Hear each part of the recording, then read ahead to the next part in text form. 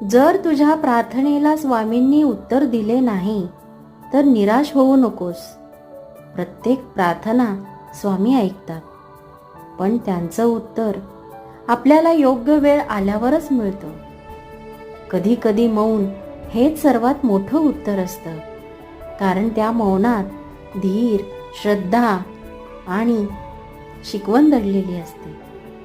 जीवनात अडचणी आल्या तर समजून घे, स्वामी तुला मजबूत करत आहेत. विश्वास ठेव, कारण विश्वास म्हणजेच अंधारातही प्रकाश पाहण्याची ताकद आहे. जेव्हा योग्य वेळ येईल तेव्हा तुझ्या सर्व प्रार्थनांचं फळ तुला नक्कीच मिळेल. श्रद्धा कधी सोडू नकोस आणि स्वामी नेहमी तुझ्या सोबत आहेत. जर तुझ्या प्रार्थनेला स्वामींनी उत्तर दिले नाही तर निराश